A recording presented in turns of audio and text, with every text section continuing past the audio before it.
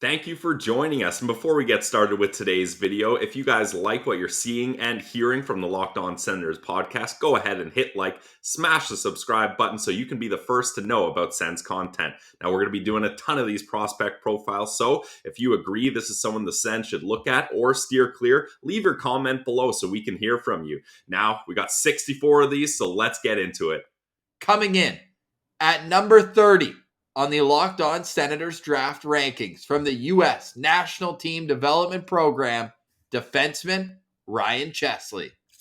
I have a lot of good things to say about Ryan Chesley, Ross, and we've already made profiles about some of his D partners. Seamus Casey it was one of them in the top 4 at the Lane US. Hudson. Yeah, Lane Hudson at the USNTDP, and now we're on to Ryan Chesley. So he's very similar to Ty Nelson, like not a tall guy, but a thick guy. And if you're watching on YouTube, right shot defenseman, 6 feet, so average, but 201 pounds. He is an absolute unit.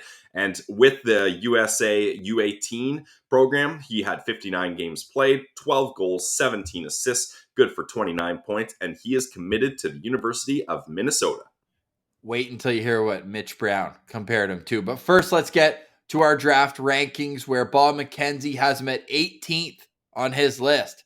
Next up is Chris Peters at 34, Elite Prospects at 35, Scott Wheeler at 40, and Craig Button at 64. All that averages out to 36.66. Pilsy, Elite Prospects has him at 35, but Mitch Brown says he is Jake Sanderson-esque in terms of it's his defensive play that is his calling card, and his skating and high hockey IQ allows everything else to flow in his game. Now, unlike Jake Sanderson, Ryan Chesley is a right shot defenseman, so you can value that as you will.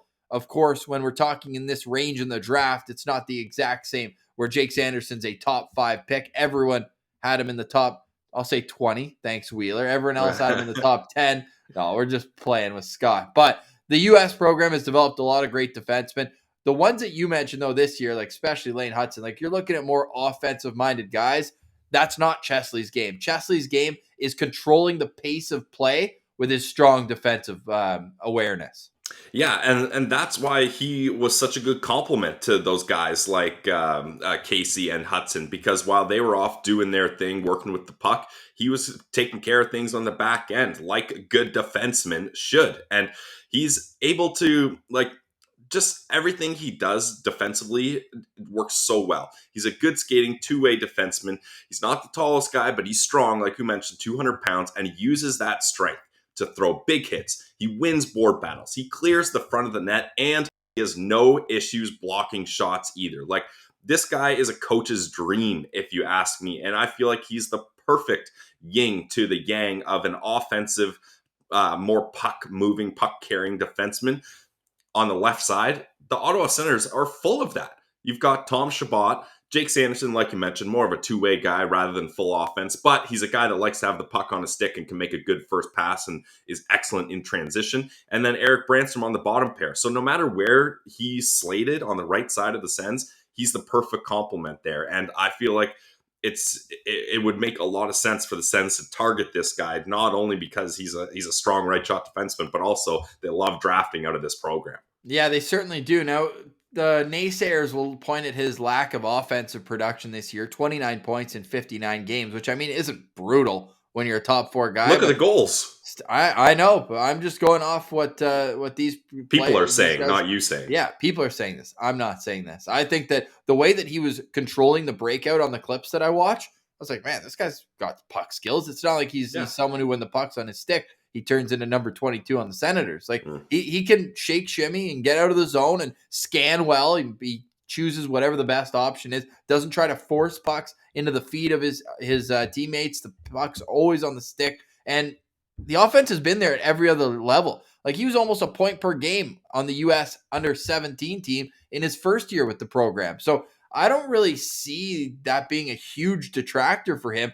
And if he's anything like Jake Sanderson, we know that wherever he needs to work on most as a weakness will then become a strength of his game. So I'm just believing in Ryan Chesley that he's the type of guy that as he gets to the next level, and Minnesota is going to be his home, so he'll be an NCHC guy going up against Nodak in that really tough conference. That's going to help develop both sides of his game, I think, especially when you're looking at Minnesota's team. I believe that they're going to be a more young team. They won those back-to-back championships in 2019 and 2020. Or sorry, 2018, 2019. There was none in 2020. Yeah.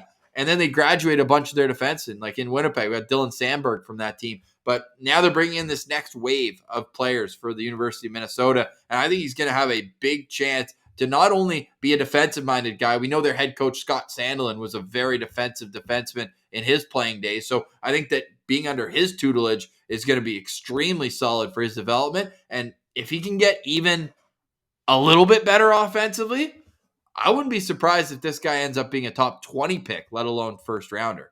Yeah, agreed. And he has a great shot. Like we talked about the goals that he gets. Like he's able to get those goals. He has that strength to have a clapper from the point. And I think it's important to put into context when you're talking about Chesley's offense.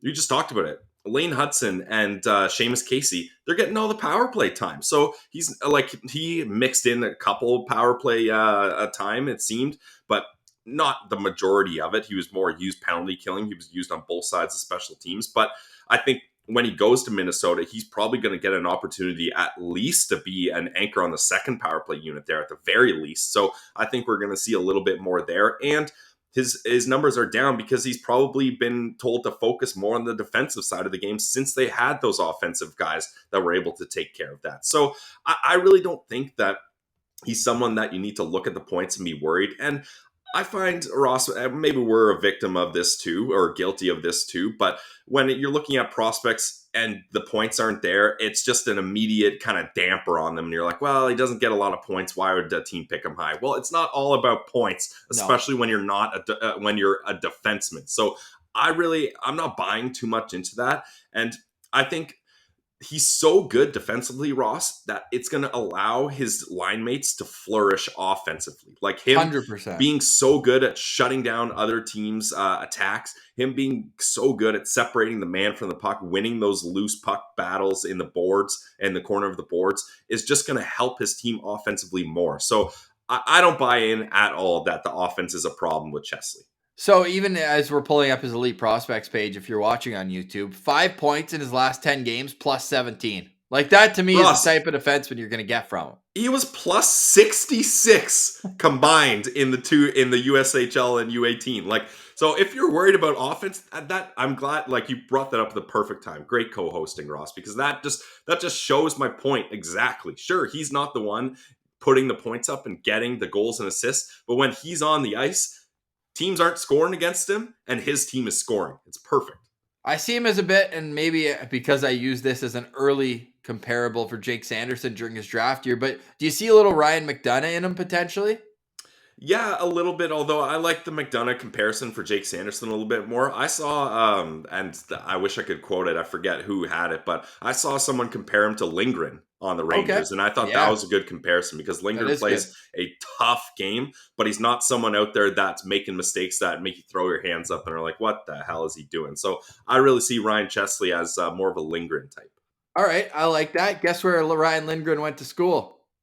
Minnesota? University of Minnesota, there buddy. Oh, wow. Yes. Ryan Chesley is born on February 27th, 2004 from Minnesota, as we mentioned. Went to the prestigious Shattuck's St. Mary's Prep School and then spent the last 2 years with the U.S. program. Wore a letter at the under 18s where he had 5 points in 6 games, so showing a bit of offensive flair. And a plus 13. I was going to say, so a plus 79 combined on the season. Like that is absolutely insane. Yeah, not bad at all for Ryan Chesley. He, for me, is a 4.5-star guy. I absolutely adore the style of play. And maybe as a Senators show, watching a defensive defenseman, or so was told during the draft process in Jake Sanderson, develop all the other parts of his game. Maybe I've got a little bit of a tunnel vision for that, but I just think that this is a no-risk player. We talk about now we're getting into the zone where it's much more likely than not that these players will be NHLers. I think it's more likely than not that this guy's going to be a 4th or fifth defenseman on a team. And if he can bring in a bit more offense, hell, this guy could be a top of the rotation type player. Yeah, Ross, I'm right there with you. I got him at 4.5 stars as well because this is a guy I could see the Sens targeting for a long time. And similar to Tyler Clevin, this is a guy I could see them trade up to get. If he's right there and they think Whoa. someone's looking at him, I could see them making that kind of move because he fits the bill for the Sens just so perfectly. Like I said, right side, strong side for the Sens, and Chesley is exactly that. And I just think that if you can draft a good, solid right shot defenseman in the draft, that's the way to do it because you can't get those guys any other way. That is how you get a right shot, solid defenseman. So I'm all for it for Ryan Chesley. 4.5 stars. Let's go.